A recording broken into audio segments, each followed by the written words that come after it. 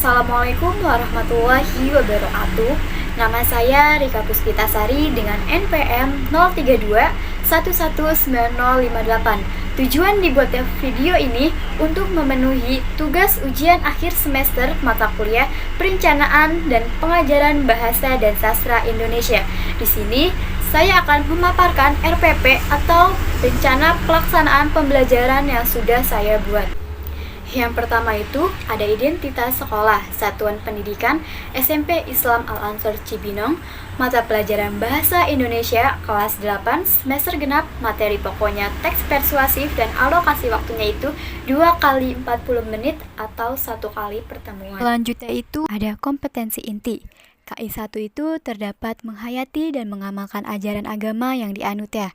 KI2 itu menunjukkan perilaku jujur, disiplin, tanggung jawab atau gotong royong, kerjasama, toleran, damai, santun, responsif, dan proaktif sebagai bagian dari solusi atas berbagai permasalahan dalam berinteraksi secara efektif dengan lingkungan sosial dan alam, serta menempatkan diri sebagai cerminan bangsa dalam pergaulan dunia.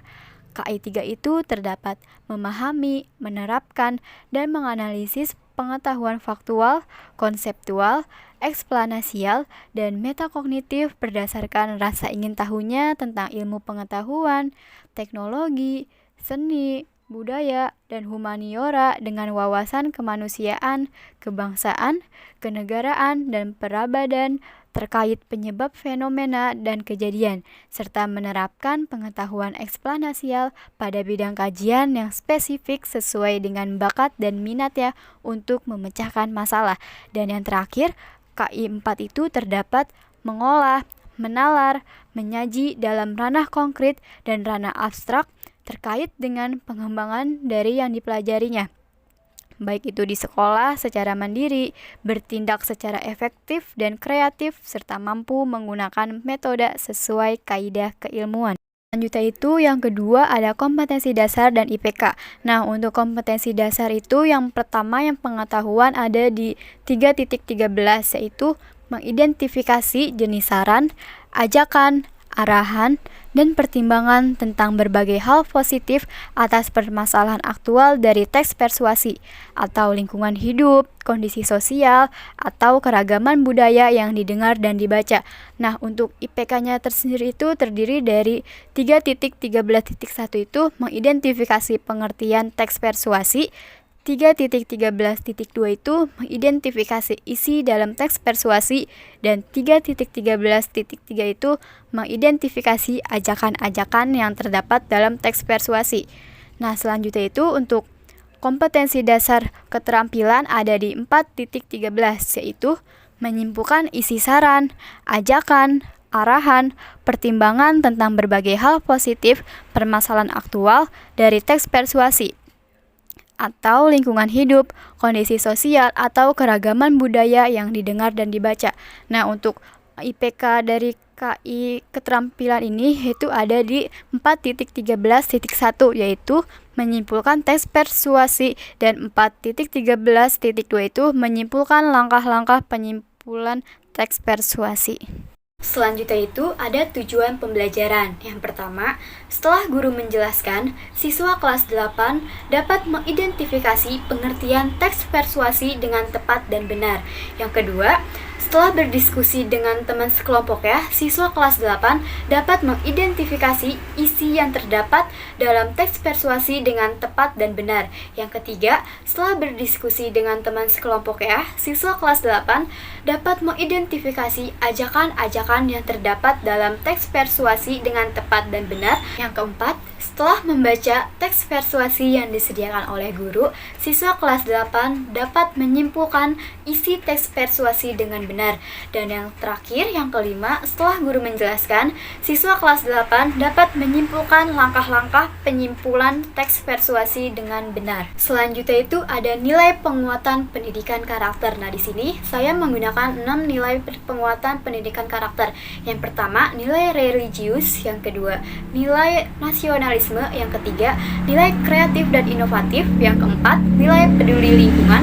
Yang kelima, nilai rasa ingin tahu. Dan yang terakhir, yang keenam, nilai tanggung jawab. Selanjutnya itu ada materi pembelajaran. Nah, dalam pertemuan kali ini, materi pembelajaran yang digunakan itu yang pertama ada menemukan ajakan dalam teks persuasi yang terdiri atas pengertian teks persuasi dan ajakan dalam teks persuasi.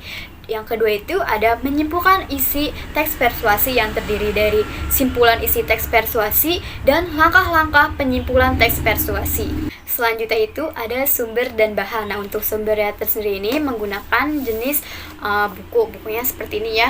Buku ini itu ditulisnya oleh Kosasih tahun 2017 dengan judul Bahasa Indonesia, diterbitkan di Kota Jakarta dengan penerbitnya Kementerian Pendidikan dan Kebudayaan, yang terdapat pada halaman 175 sampai 185. Nah, untuk bahan ajar yang digunakan itu jenisnya cetak yang berupa LKPD. Nah, contohnya seperti ini ya. Selanjutnya itu ada media dan alat. Nah, media yang digunakan ini jenisnya visual yang berupa e-book atau PowerPoint text dan origami pertanyaan. Nah, untuk origami pertanyaannya ini seperti ini kurang lebih. Nah, jadi nanti di setiap nomor ini di dalamnya itu terdapat pertanyaan-pertanyaan yang nantinya akan dijawab oleh setiap kelompok. Nah, nanti setiap kelompok itu akan memilih nih antara nomor 1 sampai 6. Nah, nanti jika sudah dipilihnya, nanti ada pertanyaan yang akan didiskusikannya dengan teman sekelompok lainnya. Nah, kurang lebih seperti itu. Nah, lalu alat pembelajaran yang digunakan ini berupa laptop dan proyektor. Selanjutnya itu ada strategi, pendekatan, metode, dan model pembelajaran. Nah, jadi pada pertemuan kali ini tuh menggunakan strategi inquiry dengan pendekatan saintifik, metode ceramah, diskusi, dan tanya jawab, dan model pembelajaran itu menggunakan discovery learning. Selanjutnya itu ada kegiatan pembelajaran. Nah, di kegiatan pembelajaran ini terdapat 3 kegiatan. Yang pertama, kegiatan awal, kegiatan inti, dan kegiatan akhir. Nah, untuk di kegiatan awal ini tuh yang pertama, guru memasuki kelas dan mengucapkan salam. Kedua, guru meminta ketua kelas untuk memimpin doa. 3, guru dan peserta didik melaksanakan pembiasaan dengan menyanyikan lagu Indonesia Raya. 4, guru meminta peserta didik untuk melakukan operasi semut. Yang kelima itu, guru menyapa dan menanyakan kabar kepada peserta didik. Selanjutnya itu ada guru mengecek kehadiran dan sedikit mengulas materi yang disampaikan pada minggu sebelumnya. Selanjutnya itu, peserta didik diminta untuk membaca buku selama 5 menit. Selanjutnya itu ada peserta didik merespon persepsi yang disampaikan oleh guru berupa pertanyaan. Pernahkah Anda menulis teks persuasi? Dan yang terakhir, peserta didik menyimak kompetensi dasar dan tujuan pembelajaran yang akan dicapainya melalui tayangan e-book yang sudah disediakan oleh guru. Selanjutnya itu memasuki ke kegiatan inti. Yang pertama itu ada mengamati, yang terdiri dari guru menjelaskan materi mengenai teks persuasi, tentang pengertian teks persuasi, ajakan dalam teks persuasi, simpulan isi teks persuasi, dan langkah-langkah penyimpulan teks persuasi melalui tayangan e-books. Selanjutnya, peserta didik menyimak atau mengamati penjelasan dari guru. Yang kedua itu terdapat menanya, yang terdiri dari guru memberikan kesempatan kepada peserta didik untuk bertanya. Selanjutnya, peserta didik bertanya materi yang belum dipahaminya. Yang ketiga itu ada menalar, yang terdiri dari guru membentuk 4 kelompok untuk berdiskusi. Selanjutnya, peserta didik duduk secara berkelompok. Selanjutnya itu guru meminta peserta didik untuk bermain origami pertanyaan terlebih dahulu. Guru meminta perwakilan dari setiap kelompok itu untuk memilih salah satu warna yang di dalamnya terdapat pertanyaan. Kemudian masing-masing kelompok itu mendiskusikan atas pertanyaan-pertanyaan yang diberikan oleh guru.